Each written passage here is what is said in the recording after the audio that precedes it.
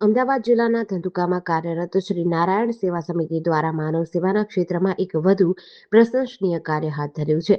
સમિતિ દ્વારા આજે ધંધુકા સ્મશાન ખાતે 30 સ્વજનોની અસ્થિઓનું વિધિવત પૂજન કરી હરિદ્વાર લઈ જવાની સેવા શરૂ કરી હતી. આ સેવા કાર્યનો મૂળ વિચાર શાસ્ત્રી શ્રી ભાવેશભાઈ પંડ્યા દ્વારા આપવામાં આવ્યો હતો. તેમણે વિચાર કર્યો કે કોઈ વ્યક્તિના અવસાન સમયે પરિવારજનોને અંતિમ વિધિ માટે જરૂરી પૂજા વિધિનો તમામ સામાન નિઃશુલ્ક ઉપલબ્ધ કરાવવામાં આવે. સાથે જ મૃતકના અસ્થિઓને હરિદ્વાર ખાતે ગંગાજીના પવિત્ર કિનારે વિધિવત પૂજા અર્ચના સાથે નિઃશુલ્ક અસ્થિ વિસર્જન કરવાની સેવા પણ શરૂ કરવામાં આવે. આ સેવા ભાવનાથી પ્રેરાઈને શ્રી મંથનભાઈ ડાભીએ માત્ર 20 વર્ષની નાની વયે આ વિચારને વાસ્તવિક સ્વરૂપ આપવાનો સંકલ્પ કર્યો. સામાન્ય રીતે આ ઉંમરે આવા સેવાકીય અને સમાજ ઉપયોગી વિચારોને સાકાર કરવા મુશ્કેલ ગણાય છે. તેમ છતાં તેમણે લોકોની નકારાત્મક વાતોને અવગણી સમાજહિતના આ કાર્યને આગળ વધાર્યું. આ સેવાકીય અભિયાનમાં શ્રી નરેન્દ્રસિંહ હાલુભા ચુડાસમા દ્વારા હસ્તી મૂકવા માટે લોકરની વ્યવસ્થા કરવામાં આવી છે તથા પુથેશભાઈ શાહનો 1 વર્ષ અંતિમ વિધિની કીટ પણ મહત્વપૂર્ણ સહયોગ મળ્યો હતો, જેના પરિણામે શ્રી નારાયણ સેવા સમિતિની સ્થાપના થઈ અને સમાજ માટે અનોખી સેવાનો આરંભ થયો. આ પ્રસંગે ભૂદેવોના સાનિધ્યમાં તમામ અસ્થિઓની વૈદિક મંત્રોચ્ચાર સાથે પૂજા કરાઈ હતી. ત્યારબાદ આ અસ્થિઓને નિઃશુલ્ક હરિદ્વાર લઈ જવામાં આવશે, જ્યાં પવિત્ર ગંગા કિનારે શ્રદ્ધાપૂર્વક તર્પણ વિધિ કરાશે અને ગંગાજીના પવિત્ર જળમાં અસ્થિ વિસર્જન કરવામાં આવશે.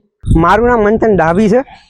આપણા શાસ્ત્રી શ્રી ભાવેશભાઈ પંડ્યા, જેમણે આજથી 1 વર્ષ પહેલા એવો વિચાર આપ્યો કે આપણે એક એવી સંસ્થા ચાલુ કરીએ કે જેમાં કોઈ પણ વ્યક્તિ મૃત્યુ પામે તો એ સમયે એને આપણે એના પૂજા અંતિમ વિધિના સામાનની કીટ આપીએ અને એના અસ્થિ આપણે હરિદ્વારમાં માં ગંગાના આંચલમાં ગંગા કિનારે જઈને નિઃશુલ્કપણે વિસર્જિત કરીએ. એ માટે આપણે ધંધુકા પુનિતબાગ સ્મશાનમાં અસ્થિ લોકર મૂક્યું, જેના દાતા શ્રી નંદુભા છે અને 1 વર્ષની કીટના દાતા શ્રી પુથેશભાઈ શાહ છે. આમના સહયોગથી મેં 27/7/2025 ના રોજ શ્રી નારાયણ સેવા સમિતિની સ્થાપના કરી અને બાપુના વિચારથી પ્રભાવિત થઈને આ સ્થાપના આપણે કરી છે અને 1 વર્ષમાં આપણે 50 થી વધારે કીટ આપી છે. આજે 30 અસ્થિનું આપણે પૂજન કર્યું છે અને આ 30 અસ્થિ આપણે નિઃશુલ્કપણે હરિદ્વારે ગંગા કિનારે લઈ જશું. વિધિવત રીતે શાસ્ત્રોક્ત રીતે પૂજા પાઠ કરશું અને આત્માના મોક્ષને ગતિ મળે તેવા પ્રયત્નો કરશું. તો આપ ધંધુકાના તથા આજુબાજુના દરેક તાલુકા, જિલ્લા, ગામડાના વ્યક્તિઓને આ સંસ્થા આ સેવામાં સહભાગી થવા માટે વિનંતી છે. અમારો કોન્ટેક્ટ કરો. અમારો કોન્ટેક્ટ નંબર ડિસ્પ્લે ઉપર આપેલો છે. કોઈ પણ આ માટે જરૂર પડે અમારી સેવા માટે તો અમને સંપર્ક કરો અને સહભાગી થવા વિનંતી. સતીશપુરી ગોસ્વામી, ભદ્રેશ્વર મહાદેવ.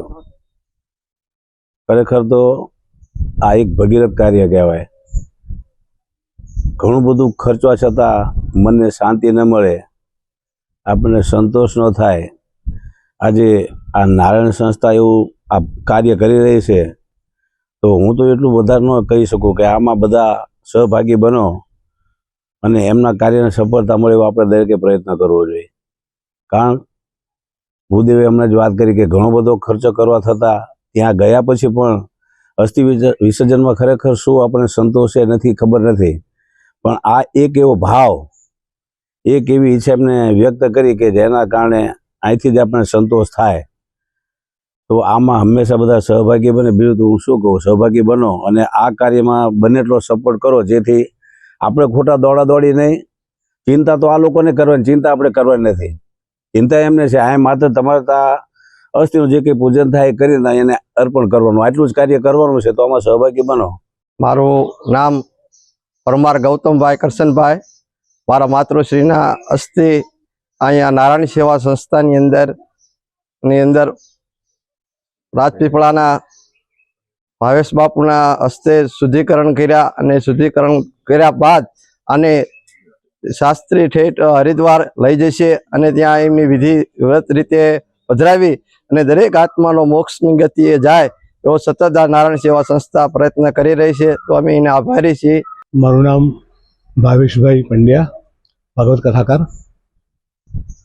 નારાયણ સેવા સમિતિ ધંધુકામાં મંથનભાઈ સંભાળી રહ્યા છે અને આ નારાયણ સેવા સમિતિ એક સેવાનું કામ કરી રહી છે.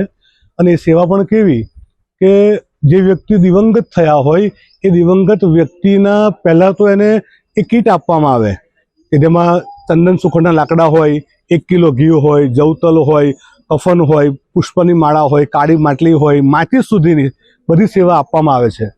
એમાં પણ ઘણા સહભાગી છે. અમારા ચણાવાળા ભાઈ પૃથેશભાઈ અને નંદુભા પણ અમારી સાથે છે. સહકાર સૌનો સારો છે. અને બીજી સેવા એમાં જ રહીને કે એ વ્યક્તિના જે અસ્થિ છે એ અસ્થિ ગંગાના કિનારે હરિદ્વાર જઈને અમે એનું તર્પણ કરીને એ અસ્થિને ગંગામાં વહેવડાવીએ છીએ, જેથી જે પણ દિવંગત આત્મા છે એ આત્માની મુક્તિ થાય એટલે શાંતિ મળે. ઘણા બધા શાસ્ત્રોમાં લેખન એવું છે, લખાયેલું છે કે ગંગામાં જો અસ્થિ પધરાવો ને તો એ વ્યક્તિને મોક્ષની પ્રાપ્તિ થાય. તો બસ એવા સંતોના ઋષિમુનિઓના કાર્યને લઈને અમે આગળ વધેલા છે. એમાં ધંધુકાની અંદર આ કાર્ય સંસ્થા સ્થાપના કરી છે. તો ધંધુકાના વ્યક્તિ તો ખરા જ, પણ એક એવો પણ મનનો લોભ કહેવાય કે ભાવ કહેવાય કે આજુબાજુના દરેક વિસ્તારના વ્યક્તિઓ પણ આ સેવા કાર્યમાં જોડાઈને આ કાર્યને આ જેવા વ્યક્તિઓ છે આ બધા વ્યક્તિઓને મુક્તિ, કારણ કે હરિદ્વાર જવું હોય તો હરિદ્વાર એમને ન જવાય, ઘણો બધો ખર્ચો થાય. નાનામાં નાનો માણસ, ગરીબમાં ગરીબ માણસના અસ્થિ હરિદ્વાર લઈ જઈએ અને એમાં પણ 4 વ્યક્તિ એવાને લઈ જઈએ કે જેને હરિદ્વાર જોયું જ નથી. એવી પણ આ એક સેવા છે. તો આ સેવા કાર્યની અંદર આપ સહભાગી થાવ. બસ સહકાર આપવાની જરૂર છે. આ કાર્યને ધપાવીએ. અલ્પેશ ભીખાભાઈ બાપુની અસ્થિની વિધિ કરવા માટે અહીંયા આવેલા હતા. હું મોરબીથી આવ્યો છું ને હરિદ્વાર માટે અસ્થિ લઈ જવાના છે. અમારાથી અહીંયા પોગાય એવું નથી, એના માટે બાપુ આ સુવિધા સેવા કરી રહ્યા છે. એના માટે વિધિ કરવા માટે આવેલા છે. એટલે એ માટે અમે સંતોષ છીએ. જેડીસી ન્યૂઝ સાથે CK બારડ, ધંધુકા.